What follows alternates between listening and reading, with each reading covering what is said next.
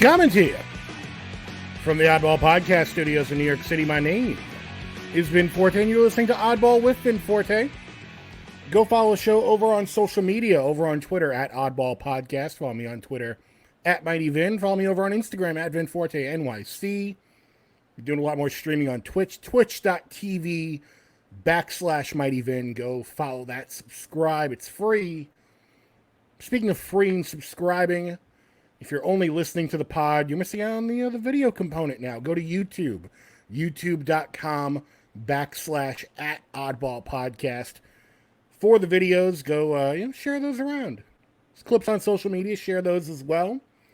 And again, if you're watching and not listening, go subscribe over the other way on Apple, Spotify, Stitcher, wherever you get your podcast from.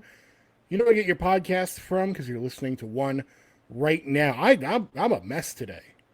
It's like 98 degrees outside in New York City today. I got the fan out. You're probably hearing a fan in the background. I'm all like flush. This is not good. I'm not having a fun time today. You know what it is? I can handle the heat. Heat I can handle. Humidity, not so much. And I thought it had broken this morning. Because at like 6 in the morning, it was a big rainstorm. And you're like, oh, God, finally. No, it was an enigma. It might as well have not happened. It was a go. I imagined it. Everything's moist outside. And it's like it rained, and normally that cuts the temperature in half. Instead, it just made everything moist and wet and disgusting for when 2 hours later it got really humid again. So, not having a fun time. And you know who else isn't having a fun time? Apparently a lot of NBA fans. And that's really going to be, the big topic today for most of the show. And then we got a cool down segment. But really, the bulk of the show is just going to be about this little thing. The NBA in-season tournament. They've been threatening this tournament for years now. This was Adam Silver's big pet project. And last week, they finally came out with the rules. They put out a video. They had a very excited Richard Jefferson talking about the rules, being like, hey, man, everyone loves the tournament. Like, he's doing his best to hype it up. But a lot of people, I shouldn't say a lot, a vocal amount of people are not with it. They don't see the vision. And my whole thing, I've had my share of arguments on Twitter and, in different spaces with people about it this week. But I'm a little more optimistic. And I'm going to really dig into every aspect of this. First things first, to get a weird bugaboo out of the way, I'm seeing a lot of people upset that this was billed as a mid-season tournament. And it's an in-season tournament that we were told this was a mid-season tournament. Why isn't it happening, in the middle of July, before the All-Star break? Why are they doing it in November? Well, it's like the old adage to go, it's like they always say, you got to follow the money. And quite frankly, the NBA does not want to compete with the NFL playoffs. Now, whenever they're doing this, they're going to compete with something, unless they're really just brushing up with the actual, NBA playoffs. But outside of that unlikelihood, they got to pick a place to put this. And do you want to put it up against NFL playoffs? Or do you want to put it in kind of a dead zone where, there's NFL. Yeah, there may be, in some cases, some baseball lingering around at the beginning of the season. But for the entire month of November, and then a little into December, I think this is the best spot for it. And the whole point of it is they want to zhuzh up the beginning of the season a little bit. They want to give it a little more excitement. And we're going to get into the nuts and bolts of how it's structured in a minute. But the big thing that I want to get across, if you listen to nothing else this episode, if you're going to turn this off 2 minutes from now, what I need to stress to you and get across, because I've had so many arguments with people on social media this week about it, a lot of people, their main criticism is, oh, what does it all mean? Are we going to hang a banner? Are the Knicks going to hang a banner if they win the in-season NBA Cup tournament? First off, I don't know. We haven't done it yet. Second of all, I'm going to use a wrestling adage for a second. In wrestling, there's an adage that states that sometimes the belt makes the man, and other times the man makes the belt, which means, in essence, sometimes when someone wins a title belt, the prestige of the belt elevates that wrestler. And then sometimes the opposite is true. Sometimes you introduce a new belt, belt's kind of lost its prestige, but you put it on a wrestler who has a lot of prestige, and now all of a sudden, the man is elevating the belt. And what they're hoping, what Adam Silver and the NBA are hoping with this tournament, because again, we haven't seen this tournament yet, we haven't played a second of it, is that it's brand new, and they're hoping that we're going to get good marquee matchups, and that the matchups are going to elevate the tournament. Tournament has no prestige so far because we haven't seen it. And it's not apples to apples, so I do get where people are coming from when they bring this part up, but it is a good enough comparison. Look back at the play-in tournament a couple years ago. People did not like that there were going to be allegedly more spots for teams to get into the playoffs. But, you know what? It worked. People love, by and large, the majority of NBA fans love the play-in now. They love it because it creates a whole lot of importance for that last month of the season where you would normally, there kind of would be a dead period in many ways where the seeds are already set. If you're, 1 through 8 or whatever, like, you know who's in the playoffs already. There may be a couple stragglers, but this opens it up a little more and gives teams that would not have a chance in, a little bit more of a little more excitement. Look at Minnesota a couple years ago. People were still memeing that game and Pat Bev, ripping his shirt off and throwing it into the stands. Like, this play-in tournament has been a rousing success, and you only need to even look to this past season in the Miami Heat, who took their shot, as I've been saying for months now, and capitalized on it big time. Now, again, I'm not saying it's an apples-to-apples comparison. The play-in tournament, right from the get-go, you know what the stakes are. The stakes are you get into the playoffs. Boom. Simple enough. Whether you like it or don't, that's the rules of engagement.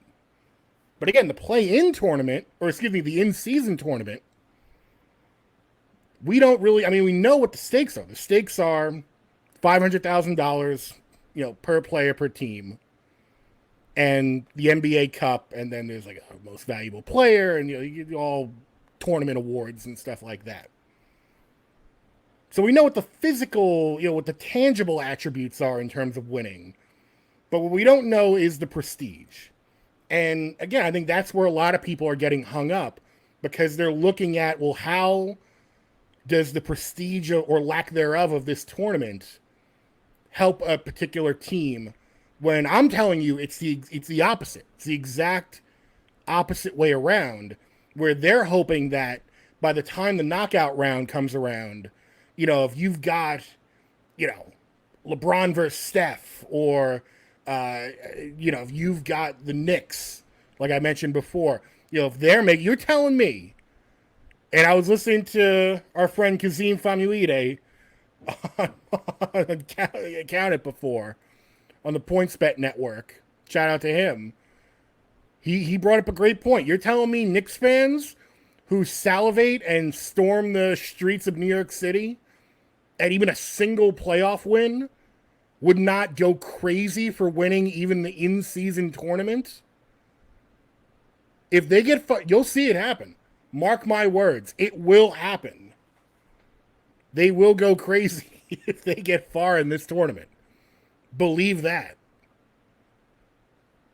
And again, like, they're just looking for, they're looking for big matchups. They're looking right now. Again, we haven't seen a second of it, so they're hoping that the players make the tournament, the matchups make the tournament. So now let's get into the nitty gritty. let's explain it. Let's parse it out, because I feel a lot of people, much like the play-in again, are a little confused about what's going on here. What counts towards the tournament? One of the bigger misconceptions I keep hearing is there's a lot of people who think that the games on Thursdays and Fridays, like they're taking away season games and like in-season games and making them count only towards the tournament, and that's not true. So what's going on here is starting from November 3rd through the 28th, so the entire month of November, if you want to ignore the tournament, you can. Because every single game, every single one in the month of November counts towards the regular season. So if you're someone who just could not care less about this tournament, good news for you. You don't have to. Now, if you do care about the tournament, as you can see on your screen if you're watching on YouTube, there are going to be tournament nights. And those tournament nights are going to be every Tuesday and Friday, except for, I believe, Election Day on a Tuesday.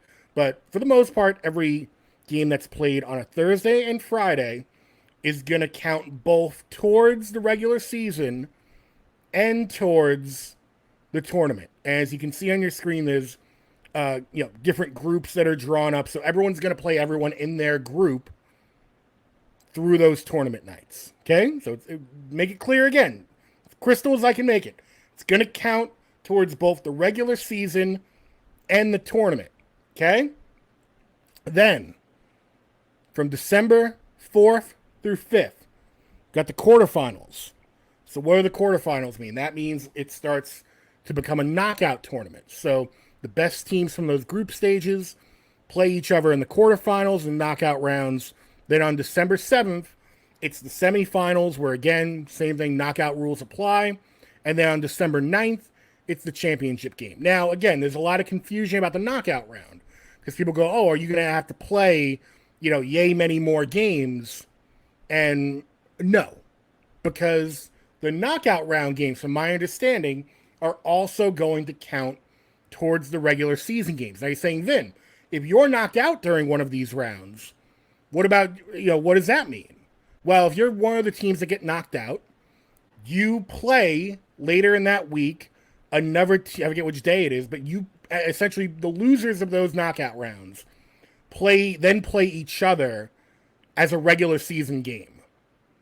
So again, I could see where it's a little confusing when you get to the knockout round, but I think once you see it in practice, it's not going to get that confusing. And then the only real extra game that gets added on to, that doesn't count towards any in-season play is the actual championship game, which at that point, you're playing for some kind of championship that, okay, that's to be expected. You're the only two teams left. It's just not going to count towards the regular season. No way to kind of square that circle in that case.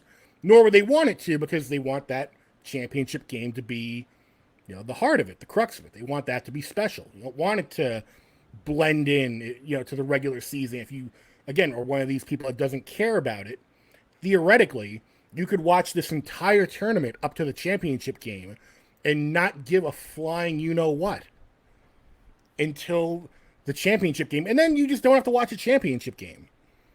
But for people who are interested, what this now does is, in a month where people are usually just either occupied with other sports, mainly football, or, just don't really care about basketball until Christmas Day, this gives those nights, those tournament nights on Tuesdays and Fridays, just a little bit, it gives it a little extra juice. Hey, this is counting towards something more than just the regular season. This is counting towards an actual tournament. And you know what? Give it a chance. That's what I say. As I take a big swig away. Yeah, apologies. It's 100 degrees here in New York City.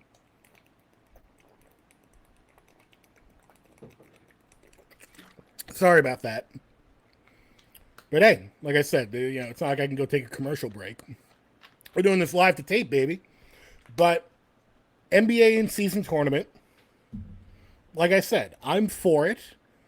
I think once people see it, they're going to be for it too. Now, not everyone. I'm not saying that it's going to be everyone's cup of tea. But again, what I am saying is that if you're not going to give it a chance, you don't have to. I think people are making a lot of to-do about this where there's none to be had. Like I said, if you don't care about this tournament, you just have to not watch one game, basically. And you can ignore, all the other facets of the tournament games outside of just the fact that they're regular season games. Now, again, the question becomes, someone wins this tournament. How much, the question's going to still remain by some people. What's the prestige? Because I've said, everything I've just said to you, I've said to other people this week, and they keep circling back around to, yeah, but why should I care? And I don't know, man. I'm kind of sick of that argument. And the only answer I can come up with once we start getting into spinning around in a circle is that sometimes a pipe is just a pipe. You know what I mean? You ever take semiotics in college? Like, sometimes when you look at something, it is what it is. Sometimes a pipe is just a pipe. Sometimes an in-season tournament is just an in-season tournament. You know what this is? If we really break it down, it's a cash grab. The NBA wants to reach out to the global community and say, you know what? You guys in the soccer, football world do, in-season tournaments, individual based sports like golf and tennis. Yeah, you got the Masters, but, you also got the Ryder Cup. You got, all these individual PGA tours along the way. Why not us? Why not let, little old NBA get a piece of the pie? Let's do one in-season tournament and make it as accessible as possible. Because I guarantee you, this is the most accessible way they could have done it, by having the games overlap with regular season games. Because the other option, you know what the other option would have been, and it's the one that I don't like, which is they would have put this tournament in the middle of this, or not in the middle of the season. They would have put this in-season tournament at the beginning of the season, and they would have subtracted more games from the actual season to just get it done. They wouldn't have them overlap. Or they would have done something like, instead of All-Star Weekend, we do All-Star Week, and that week is the knockout tournament. Which that would have been a whole mess. I don't know how they really would have done that, but would have been something akin to that. So, again, I'm fine with what they have right now. And I'm fine with having it, live or die on the vine. Because, again, I'm not saying it's going to be the greatest thing since sliced bread. I'm not saying that I'm, all the way gung-ho, rah-rah for this in-season tournament. But what I am saying is I'm going to give it a chance because we haven't seen it yet. Again, if we get great matchups in the knockout round, I guarantee you people are going to love it. You know how I know? Because on Thursday nights, when TNT does their games, what do you think they do? Anyone have a guess? What do you think they do, before the season, when they know that there's going to be games televised on TV, on, national TV? What do? They put on marquee matches. They go, what teams last season had good rivalries? What teams weren't as good a couple of years ago and now have stepped up to the plate a little more? Which teams have the big stars on them? So they go, okay, you know what? We know that Bradley Beal, Kevin Durant, and Devin Booker are now on the Phoenix Suns this year. We know that LeBron is locked in for another year with the Lakers. Let's do, Phoenix versus the Lakers. Or let's do, even better, Golden State versus the Phoenix Suns. Kevin Durant has history with that team. Who wouldn't tune in to see? I guarantee you there'd be more people tuning into that game than if they just did, you know, Charlotte and Brooklyn, you know, they come up with marquee matchups. And those matchups usually do better than weeks when, they get it wrong and there's kind of a dud. Maybe a team that they thought was going to, be really good this year, it turns out to not be so good. Remember 2 years ago and the Bulls kind of had a little juice to them, and then last year it was like, not so much. So maybe, at the beginning of last season, I'm not saying this happened, I'm just not going back to look, they put the Bulls on the schedule a little more. But it's like, Bulls aren't as good this year, but we already scheduled these games, so, we got to air them, which is also why, they don't schedule too far in advance. They schedule pretty much up to, around, the All-Star break, and then they release the second half of the season. But they, do that stuff ahead of time because they want you to watch. And it's really no different here. This is just like they want you to watch. So what would you rather watch? Would you rather watch a random game that doesn't count towards anything but the regular season? Or if you know that this game could potentially lead to your franchise getting something. Again, we're not saying this is the Larry O'Brien trophy, but it's something. You're telling me if you're the Charlotte Hornets, if you're the Orlando Magic, if you're the New York Knicks, the Houston Rockets, you wouldn't want to walk away from this season with at least something? You're lying to my face if you tell me otherwise. And I know, and look, I'm not an idiot. I know the pratfall to that. That if, let's say the Washington Wizards, now without Bradley Beal, suddenly win the in-season tournament, it becomes a whole indictment on, well, they wanted it more because the other guys, didn't play their starters, and the Wizards just sort of took everyone by storm because they were young and hungry, but it's a fluke because nobody else played played the big guns. They played Phoenix in the knockout round, but Phoenix, they for whatever reason, they just sat Devin Booker and Bradley Beal and Kevin Durant. Golden State, they just sat Chris Paul and Steph Curry. They just had, they basically just had Draymond Green run out there and see if he could get the job done by himself. That's going to be the indictment if a team like the Washington Wizards wins. But, again, if you are the Washington Wizards, you tell me you're not going to be a little excited about winning the NBA Cup? That you've got some hardware? Again, doesn't mean anything right now. But if they commit to this tournament and all of a sudden, 10, 20 years go by and it's a thing every year, and let's say, a bunch of teams have won it and your team hasn't, got to think about this long term. If you suddenly are on the outside looking, right now everyone's on the outside looking in. But if it's, 15 years down the line and some teams have won this, maybe multiple times even, and you're one of the teams that hasn't, don't you wish you want a piece of that pie? I don't care. I don't care how small that pie is. You're going to want it. So that's sort of my overall view on this in-season tournament. Again, I think people are kind of making a mountain out of a molehill here. I think we got to just, I know people hate, when we say it, but we just got to wait and see. Like, we can't judge something that hasn't happened yet, especially when it's something that, hasn't happened ever. And we're going to be watching the first one of it. So, that's just my take on it. But, as we move on, I do have a cool down segment for you today. I apologize. I'm just grabbing one more big swig of water, so I apologize here.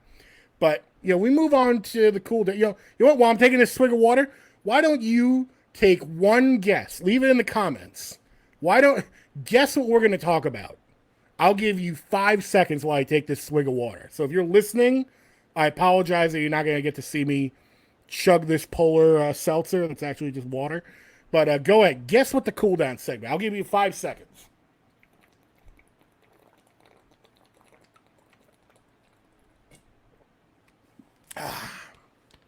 Chug that thing like John Belushi in Animal House. Okay.